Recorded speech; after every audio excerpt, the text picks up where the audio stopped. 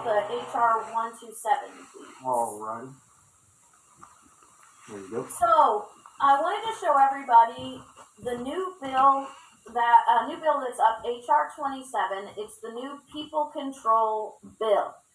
Now I call it the People Control Bill, but they want to call it a Firearms Ammunition Control Bill. This bill is not designed to control firearms and ammunition. It is designed to control people on how they own and possess firearms and ammunitions.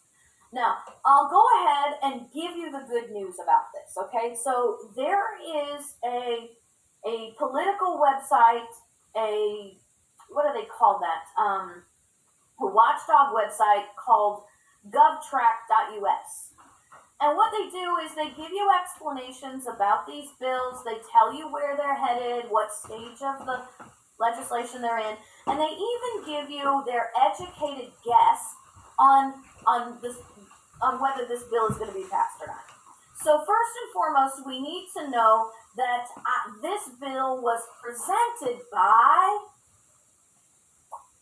Sheila Jackson Lee. And I thought that was really funny, JC, that the bill was set up for was submitted by Sheila Jackson Lee. I got that right. It's not Sheila Lee Jackson. From Texas, right. Area. Yeah. And I thought it was funny because get rid of her, Houston. According to govtrack.us, the mere fact that this was submitted by Sheila Jackson Lee means that it's not likely to become a law. There is only 2% chance that this bill will actually succeed and even make it to vote on the House floor. So it was just submitted on January 4th. It's not even in committee yet. And so its first committee will be the House Judiciary Committee. And when it goes there, it will either, they'll look at it, they'll debate on it, they'll vote on it, whatever they're going to do. And then if it leaves the Senate Judiciary Committee, it'll go to a second committee. And then if it passes through that committee, then it goes to the Speaker of the House. And then the Speaker of the House decides whether it goes to the floor or not. So each spot along the way, the bill can die.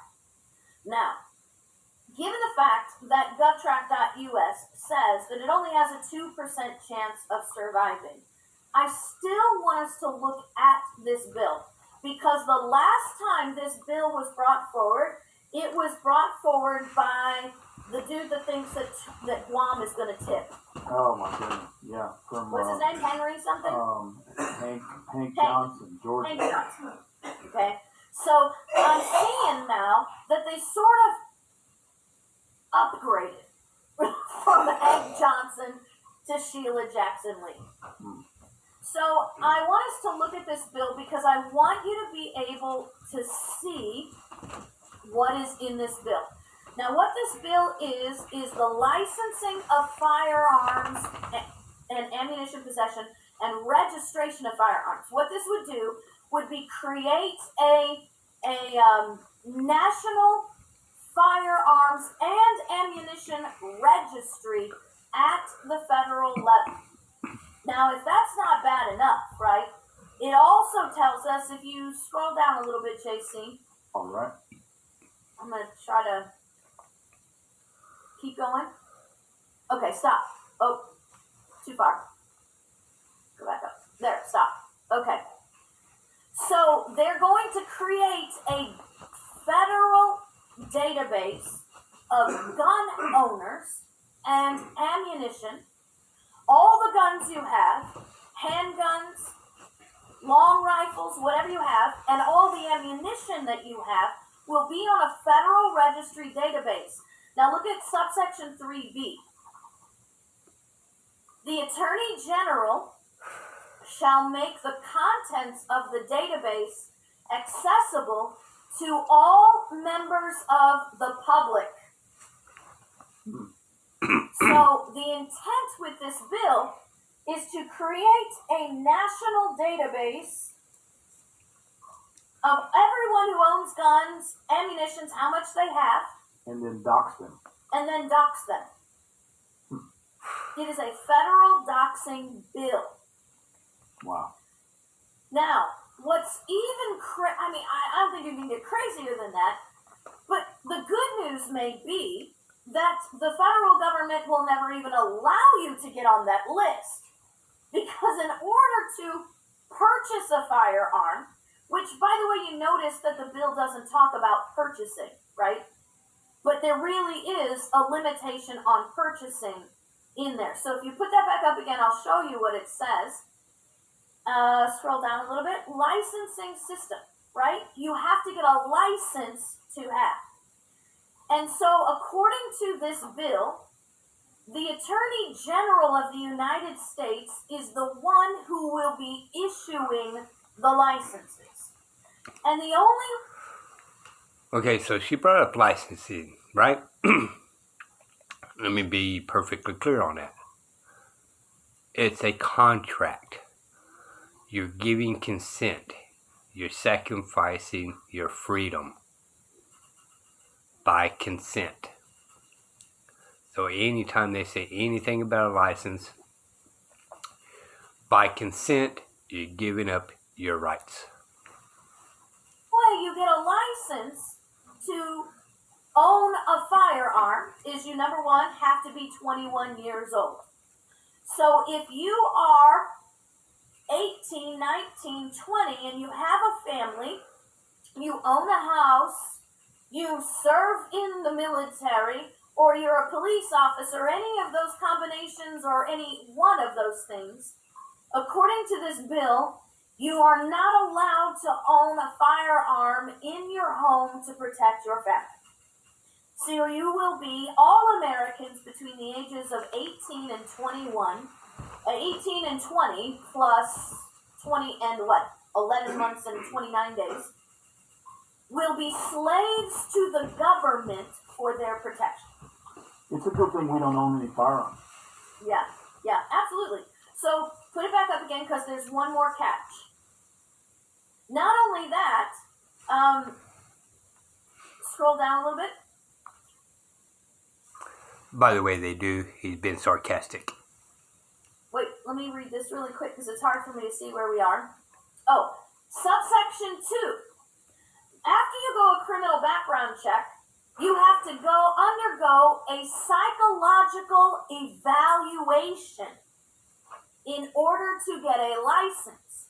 Now, what's crazy is, right, it says, undergoes a psychological evaluation conducted in accordance with paragraph 2, and the evaluation does not indicate that the individual is psychologically unsuited to possess a firearm. This should apply to the person filing the bill. Right. All right, put it back up, Jason. You've got one more thing to cover with this Put psychological... Jackson Lee in a really bad place.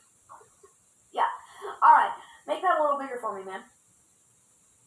All right. So, notice that it says they're under the Roman numerals 2, A2, or B2, right? Wait, where are we?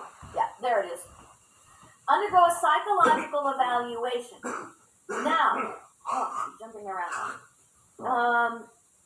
Somewhere in there, it says that the psychological evaluation, all right, yeah, that's that one.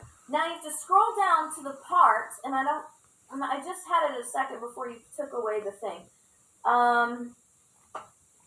That it is the Attorney General. Maybe scroll down a little bit so I can see something. Training course certified by Attorney General. No. Let me pull this up really quick on my computer. It actually says that the psychological evaluation is there it is. If you go down to where it says subsection 2, psychological evaluation, it's under antique firearm display license, and then C, which is military style weapons license, and then you scroll down one more, and then you see number 2, it says psychological evaluation right there. Oh. So, the psychological evaluation that you have to get is conducted in compliance with the psychological standards established by, wait for it, the Attorney General.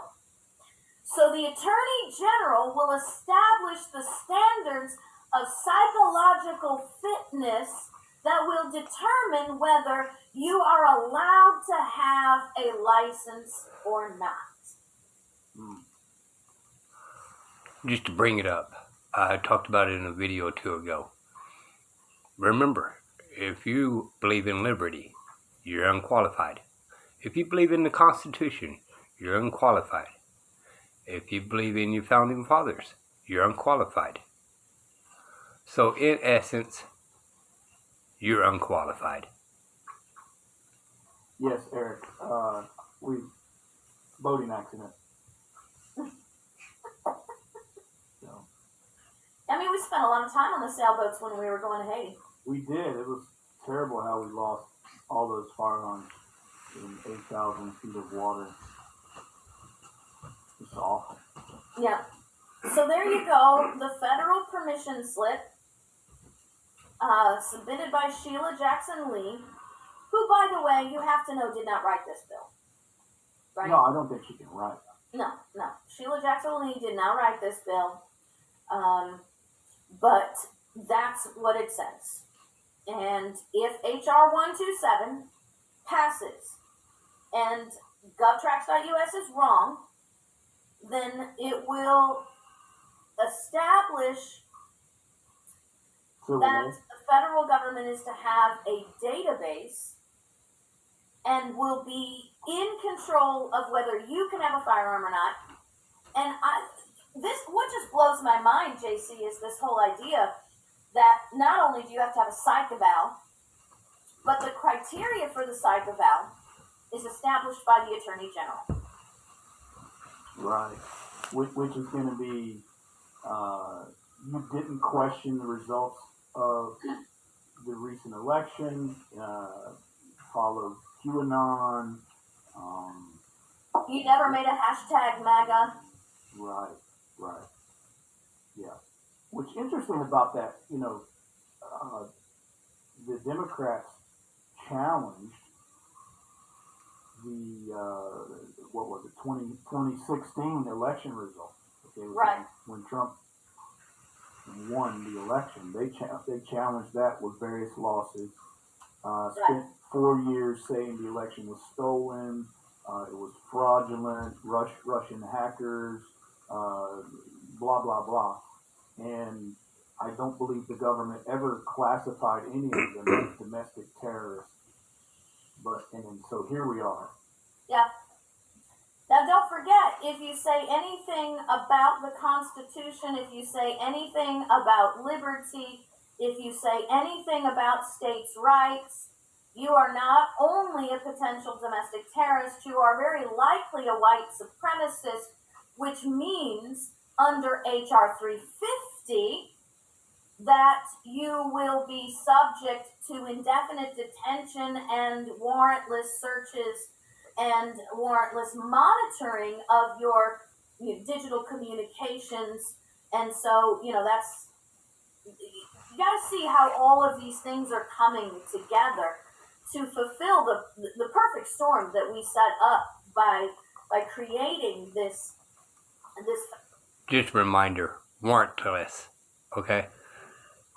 There goes your Fourth Amendment, which we talked about that before on a couple other videos. Bye-bye, Fourth Amendment. Why is there a Constitution if we can't use it? Federal government with so much power. And JC, while I'm here in Texas, teaching, not really just while I'm here, it's always on my mind just how important it's going to be for us to have our state and local governments constitutionally informed and constitutionally astute, and be able to say, our people don't need a license from the federal government to purchase or own firearms. you can have guns. And here's what has to happen in a state.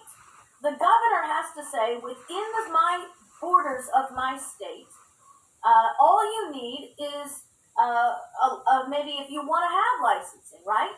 I don't know if you want to have licensing. Maybe the state doesn't want licensing at all. But if they want to have licensing, then they say all you need in the state of Texas is a license from the state of Texas to sell these firearms. They're not going to let anybody yet. We're not liberty mature enough to have a government that doesn't license a business, whether it's, tacos or firearms. And so we need governors that'll say, within the border of our state, we don't need a federal firearms license. We don't need federal firearms permission. You can buy and sell within our state without federal intrusion. And that's part of the solution of saying, the federal government has no power here.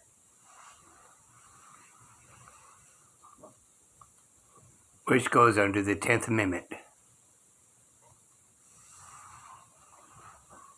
So we have Sheila Jackson Lee and the House of Representatives wanting to push through, or at least pass this, some say it's a gun confiscation bill. It's more than that. It's to say you can't even own one. It's not even just to come and take them from you. It's to say you can't even buy one.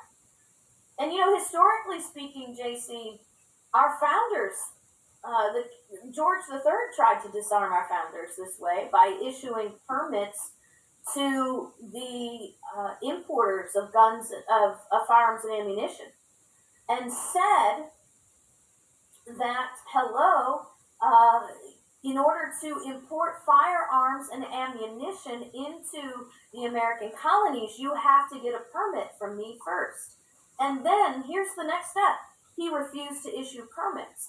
So anytime you see the federal government setting up some kind of permit program, remember, it's not about the government regulating how you do it. It's about the government setting up a system where they don't have to do it at all. They simply say you have to get a permit and, oops, we're having this national emergency and we're not issuing any permits right now. Sound familiar?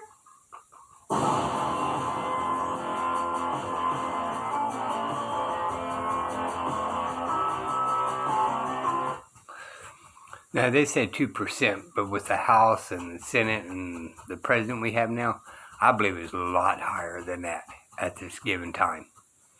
Hopefully it don't pass, but I believe the odds are still higher than what 2% is. We only can play this by ear.